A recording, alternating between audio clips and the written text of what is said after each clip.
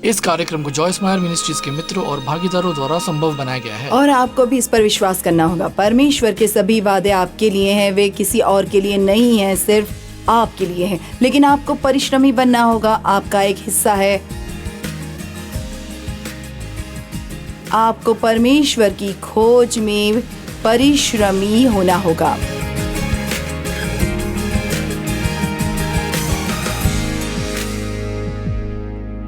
मैं आपको बता रही हूँ, मसीहत कायरों के लिए बिल्कुल भी नहीं है। यदि आप असली मसीह नहीं बनना चाहते हैं तो नहीं। आमीन आमीन। क्योंकि वहाँ बलिदान होगा, कुछ जो ऐसी चीजें होंगी जो वो सभी करते हैं जिन्हें आप जानते हैं, लेकिन आप ऐसा करने में सक्षम नहीं होंगे। नहीं, यदि आप असली में कुछ करना चाहते हैं तो जैसा कि मैंने कहा, अधिकांश चीजों में जितना आपने सोचा था उससे कहीं अधिक समय लगने वाला है। और इंतजार करना हमेशा आसान नहीं होता, परंतु यदि आप परिश्रमी हो तो परमेश्वर परिश्रमी को प्रतिफल देता है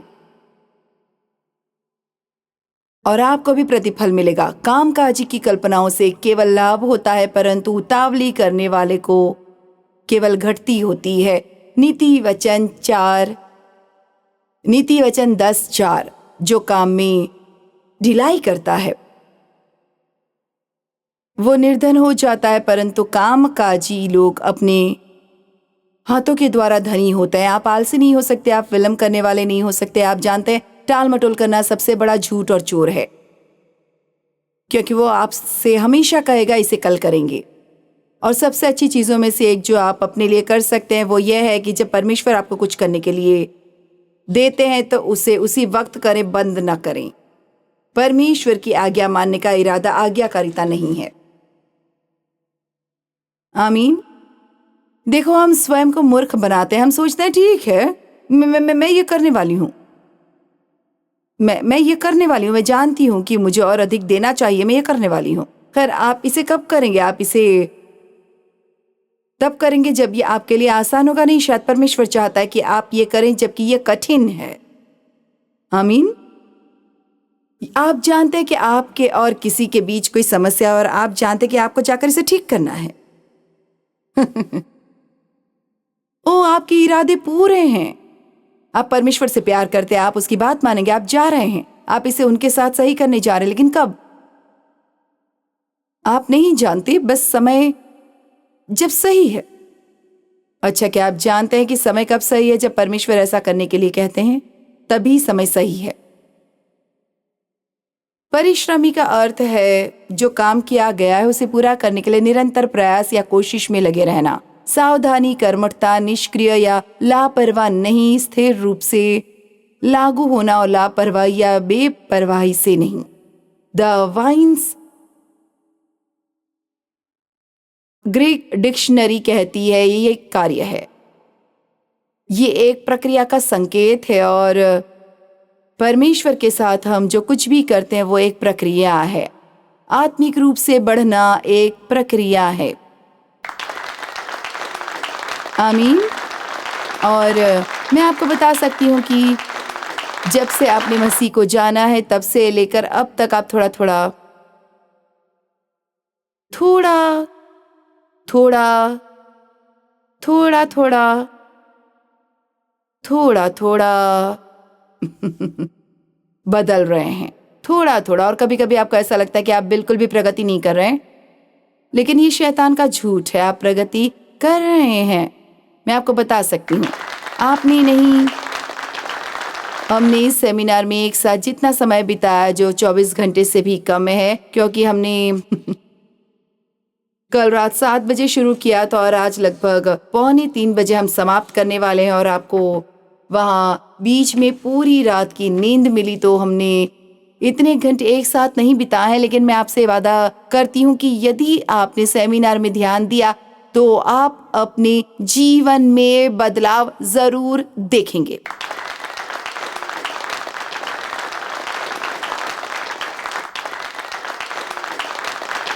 ठीक है, अब ये सुने, परिश्रमी व्यक्ति न तो छोड़ता है और न ही हार मानता है।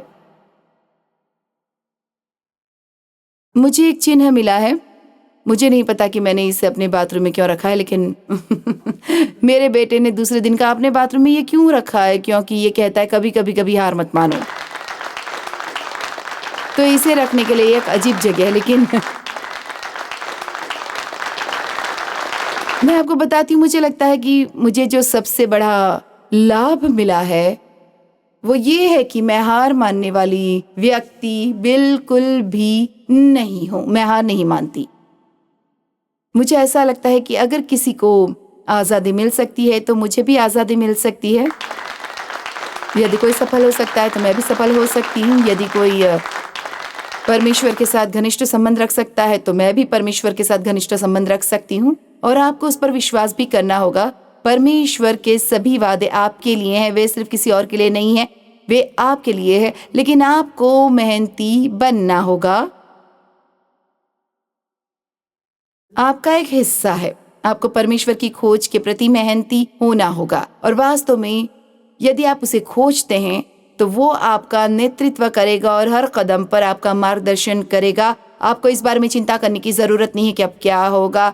परमेश्वर स्वयं आपका नेतृत्व करेगा और आपका मार्गदर्शन करेगा, क्योंकि वो आपको जानता है। वो आपके बारे में ऐसी बातें जानता है जो आप नहीं जानते, और वो भली भांति जानता है कि आपके जीवन में आगे जो कुछ भी लाने की आवश्यकता है उसे लाने का सही समय क्या है। और हम सभी को आत्मिक रूप से बढ़ने की आवश्यकता है। हम आत्मिक शिशु के रूप में शुरुआत करते हैं और आत्मिक रूप से बढ़ते हैं। 3 यूहन्ना 1:2 में ये कहता है, हे प्रिय, मेरी ये प्रार्थना है कि जैसे तू आत्मिक उन्नति कर रहा है वैसे ही तू सब बातों में उन्नति करे और भला चंगा रहे। और मेरे लिए इसका मतलब यह है कि परमेश्वर चाहता है कि हम सभी को हर चीज सबसे अच्छी मिले, लेकिन वो नहीं चाहता कि हम आत्मिक रूप से जाएं उससे परे इन प्राकृतिक क्षेत्रों में बढ़े। तो जितना अधिक आप आत्मिक रूप से उन्नति करेंगे उतना अधिक परमेश्वर प्राकृतिक क्षेत्र में आपके लिए करने में सक्षम होंगे। आप उतना ही अधिक आत्मिक रूप से बढ़ेंगे। मैं जानती हूं आपको कार्यस्थल पर प्रमोशन मिल सकती है जितना अधिक आप आत्मिक रूप से बढ़ेंगे, क्योंकि आप देखते हैं जितना अधिक आप आत्मिक रूप से बढ़ते हैं आप परमेश्वर के जितना करीब आते हैं। ये चीजें आपके लिए उतनी ही कम मायने रखते हैं, इसलिए परमेश्वर उन्हें आपको दे सकते हैं, क्योंकि वे आपको उनके साथ संबंध बनाने से नहीं रोकेंगे। यदि आप एक शिशु मसीह हैं और अब परमेश्वर आपको ये सब चीजें देना शुरू करता है तो ये आपको उससे दूर ले जाएगा, ये आपको उसके करीब नहीं लाएगा। बाइबल कहती है नेतृत्व में किसी नए चेले को मत लाओ, ऐसा न हो कि वे मूर्ख बन जाए। एम्प्लीफाइड बाइबल यही कहती है, ऐसा न हो कि वे मूर्ख बन जाएं। और मैं भूल गई कि इसमें और क्या कहा गया है, लेकिन मुद्दा यह है कि यदि आप आत्मिक रूप से पर्याप्त रूप से परिपक्व नहीं है और आपको किसी बड़े पद पर रखा गया है जहां बहुत सारे लोग आपकी ओर देख रहे होंगे, शायद एक मंच स्थित ब्ला ब्ला ब्ला ब्ला, और ये बस आप इसे संभालने में सक्षम नहीं है। आप इसे संभालने के लिए तैयार नहीं हैं और ये आपकी मदद करने से ज्यादा आपको नुकसान पहुंचाएगा। और लीडर के रूप में हमारी जिम्मेदारी है कि आत्मिक रूप से अपरिपक्व लोगों को ऐसे प्रमुख पदों पर न रखें जहां उन्हें बहुत कठिन ध्यान मिले और इससे उन्हें चोट पहुंचेगी, इससे उन्हें मदद नहीं मिलेगी।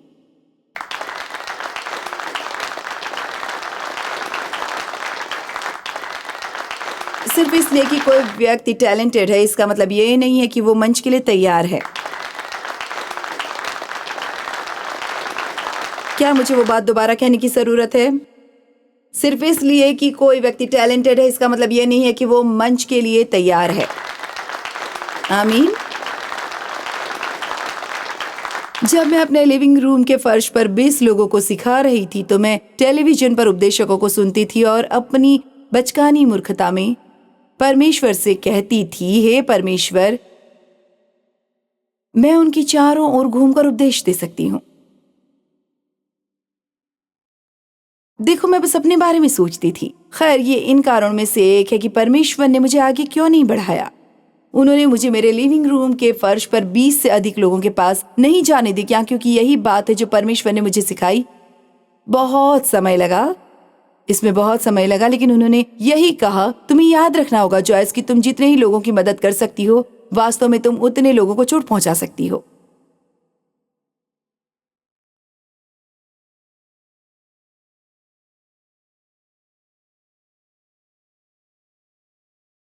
देखिए, अगर 20 लोग मदद और सलाह के लिए आपकी ओर देख रहे हैं और आप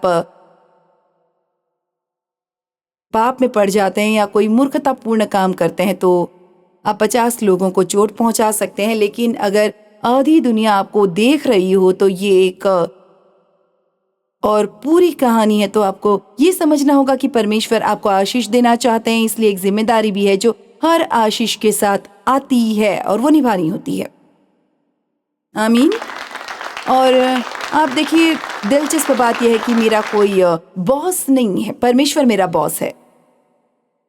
और इसलिए अगर मैं उसकी बात स्पष्ट रूप से सुनने के लिए तैयार नहीं हूं तो मैं बड़ी मुसीबत में पड़ जाऊंगी। और इसलिए इसमें बहुत समय लग गया। जब मैं 45 साल कहती हूँ, शायद उनमें से 20 साल तो मैं अभी जो कर रही हूँ उसके बहुत करीब कुछ भी नहीं कर रही थी। और सब कुछ थोड़ा थोड़ा बढ़ता गया, थोड़ा थोड़ा करके और मुझे मेहनती और मेहनती बनना था। और धीरे धीरे हार नहीं माननी थी।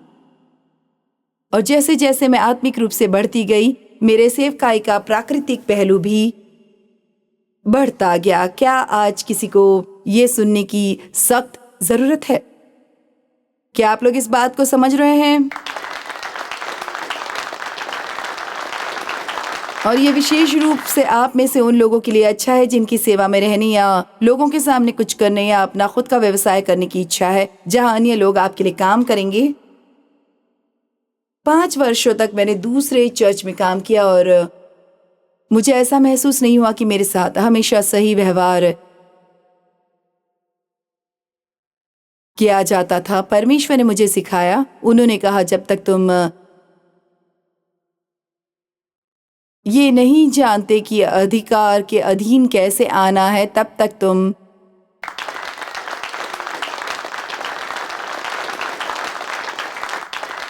अधिकार में रहने के योग्य नहीं हो। हाँ, कम ऑन, उससे भी अधिक खुश हो जाओ।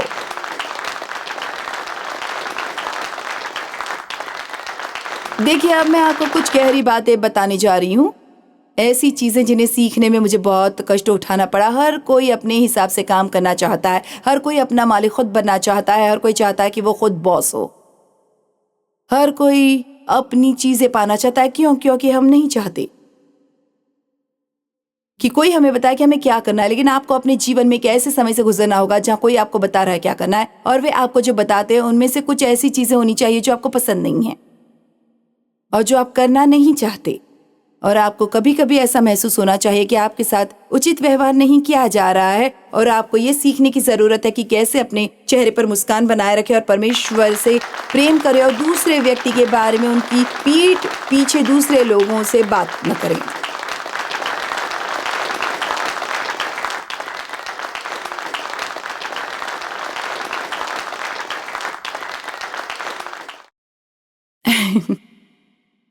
मेरे लिए सीखने के लिए कठिन सबक थे। मैं यहाँ 45 मिनट में आपको मुफ्त में दे रही हूँ। मैं अपने जीवन के 25 वर्षों के बारे में आप पर डाउनलोड कर रही हूँ, क्योंकि देखिए, शायद मुझे ऐसा महसूस नहीं हो रहा था कि मेरे साथ काम पर सही व्यवहार किया जा रहा है या काम पर मेरे साथ उचित व्यवहार नहीं किया जा रहा है। और मैं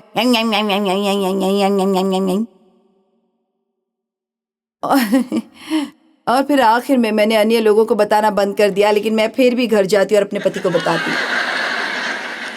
अब सुने, मैं जो कहने चाह रही हूँ ये महत्वपूर्ण है। और आखिरकार परमेश्वर ने मुझसे क्या कहा? क्या तुम्हें एहसास नहीं है कि ऐसा नहीं है? ये इस बारे में नहीं है कि तुम किससे कहते हो। ये वे शब्द हैं जो तुम्हें चोट पहुंचा रहे हैं, क्योंकि आप अभी भी उन शब्दों को वातावरण में रख रहे हैं। और देखिए, परमेश्वर चाहता है कि हमें हमेशा कुछ ऐसा मिले जिसके लिए हम आभारी रहें, न कि कुछ ऐसा जिसके बारे में शिकायत करें।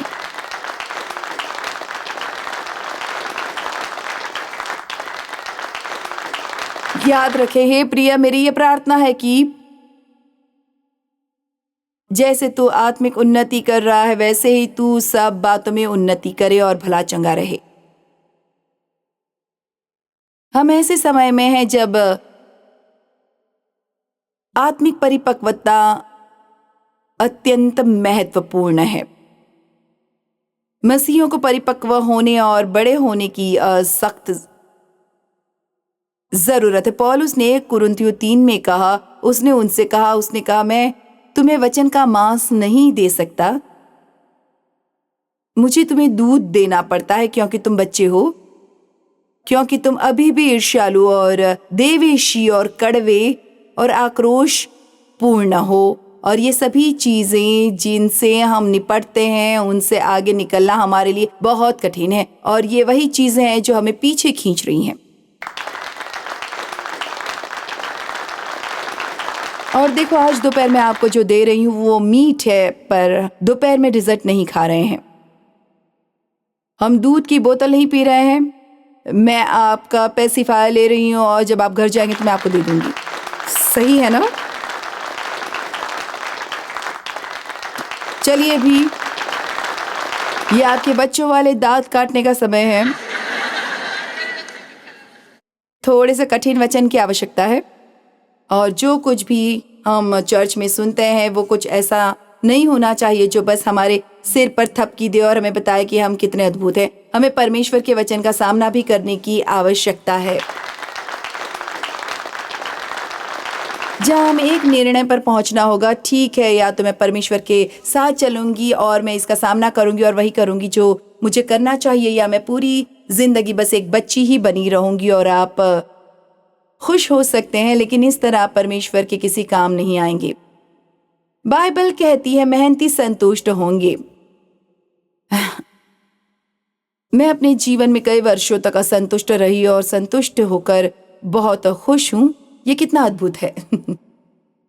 केवल संतुष्ट रहना और हमेशा एक और चीज की चाहत न रखना, हमेशा खुश रहने और संतुष्ट रहने के लिए, चाहे आपको वो मिले जो आप चाहते हैं या आपको वो नहीं मिले जो आप चाहते हैं, आप खुश और संतुष्ट रहेंगे।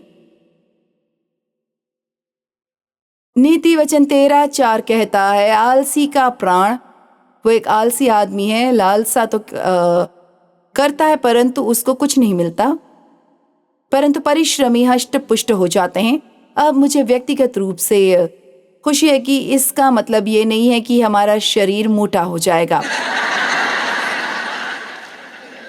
लेकिन हष्ट पुष्ट प्राण क्या है? ये एक ऐसा प्राण है जो अत्यंत संतुष्ट है। मुझे ये पसंद है, संतुष्ट होना, संतुष्ट रहना। मुझे याद है जब हम बाहर जाते थे और ये कॉन्फ्रेंस करते थे, और डेव एक गोल्फर है और हम घर जाते और मैं बहुत थक जाती और वो रविवार को बाहर जाते थे और गोल्फ खेलते थे, और मुझे इतना गुस्सा आता था और मैं रविवार का पूरा दिन मुंह फुला कर रहती थी और अपने लिए बुरा महसूस करती थी और बेतुका व्यवहार करती थी। मैं पूरे वीकेंड काम करती हूँ और आप बाहर जाते हो और गोल्फ खेलते हो और आप वो कभी नहीं रुके।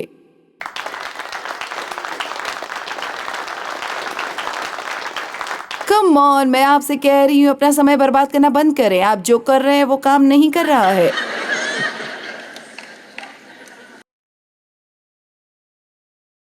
खैर, आप जानते हैं क्या, मुझे नहीं पता कि कल का मौसम कैसा होगा, लेकिन मुझे उम्मीद है कि उनके लिए गोल्फ खेलने के लिए पर्याप्त गर्मी होगी।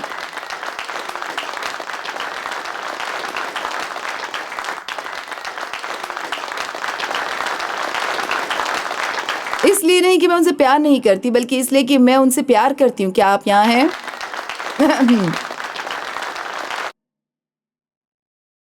अब हम पहले से कहीं बेहतर मिलजुल कर रहते हैं।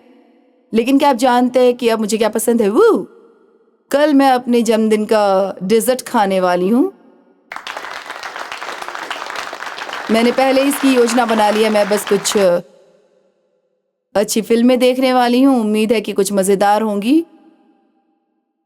और मैं जितनी देर तक सोना चाहती हूँ सोऊंगी, जो संभवतः सुबह 6 बजे के आसपास होगा। अधिकांश सुबह मैं 4:30 या 5 बजे उठ जाती हूँ, और मैं सुबह उठती हूँ और परमेश्वर से प्रार्थना करती हूँ, क्योंकि मैं हर दिन यही करती हूँ। और मैं अपने जर्नल में इस कॉन्फ्रेंस के बारे में कुछ लिखती हूँ, और मैं घर जाकर कहूँगी उन्हें ये पसंद आया।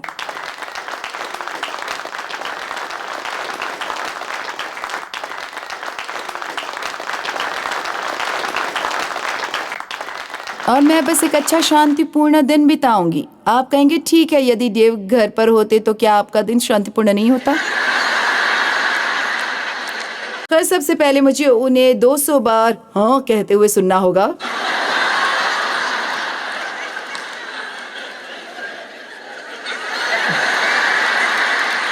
आपको वहां से बाहर निकलने में क्या लगेगा? मुझे लगा कि आप अब तक वहां पहुंच चुके होंगे। लेकिन देखो, अब अगर वो घर पर रहते हैं तो मैं संतुष्ट हूँ, अगर वो बाहर जाना चाहते तो मैं संतुष्ट हूँ। आप में से कितने लोग जानते हैं कि संतुष्ट होना उन अन्य चीजों से कहीं अधिक मूल्यवान है जिसकी आप तलाश कर रहे हैं?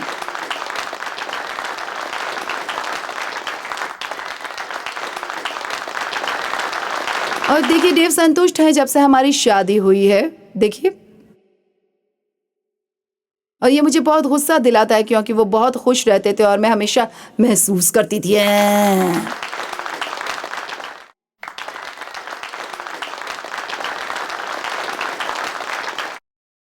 मैं बताऊं, देव एक अच्छा व्यक्ति है, वो मेरे साथ रहते हैं।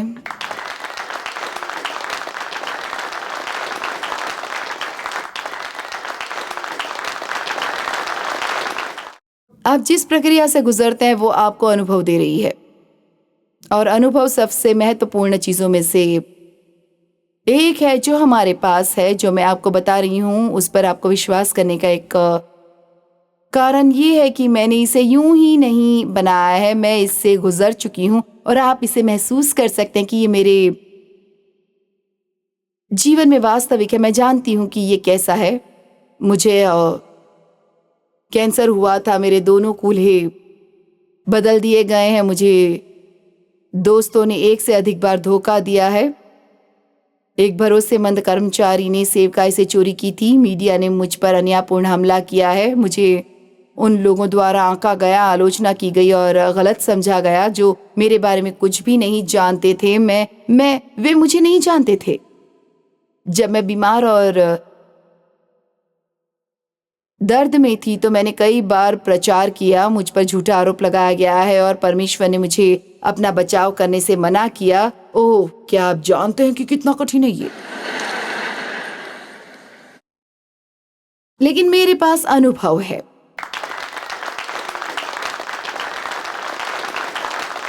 और मैं आपको कुछ बताऊं, 36 साल की उम्र में मुझे लगा कि मैं सब कुछ जानती हूं,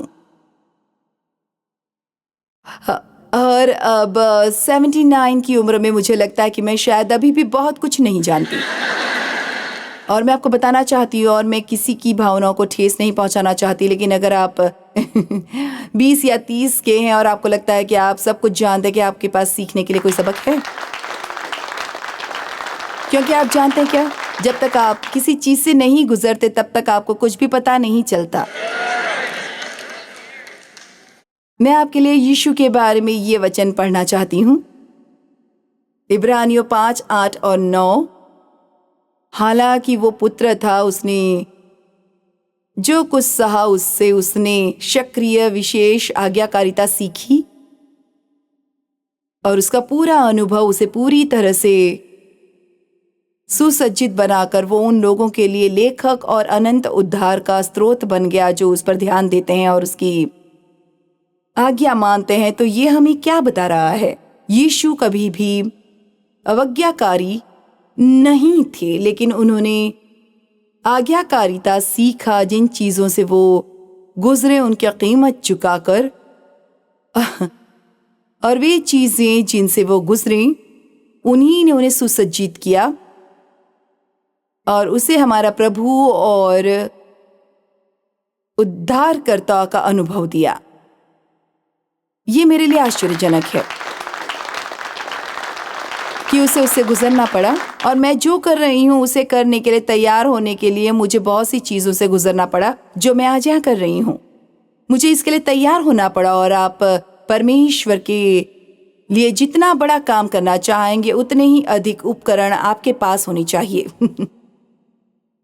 ओ, मुझे याद है जब मैंने परमेश्वर से कहा था, हे परमेश्वर, अगर मैं महीने में सिर्फ 12 बार प्रचार कर पाती, महीने में सिर्फ 12 बार। उन्होंने कहा, क्या आप निश्चित हैं? खैर, अब कभी कभी मैं 1 महीने में 21 बार प्रचार करती हूँ। तो मैं बस मूल रूप से जो मैं यहाँ आज दोपहर आप तक पहुँचाने की कोशिश कर रही हूँ, उसका नैतिक सिद्धांत सिर्फ ये है कि आपको होना है, आपको परमेश्वर के साथ चलना होगा, हार नहीं मानना है, शांतिपूर्ण रहना है, संतुष्ट रहना है। परमेश्वर आपके जीवन में जो कर रहा है उसे करने दे और उससे लड़ना बंद करें। उससे लड़ना बंद करें, क्योंकि जितना अधिक आप लड़ोगे उतना अधिक समय लगेगा। और जितनी जल्दी आप समर्पण करोगे उतनी ही जल्दी आप वहां पहुंच जाओगे जहां आप जाना चाहते हो। आमीन। ठीक है, चलिए परमेश्वर की स्तुति करें।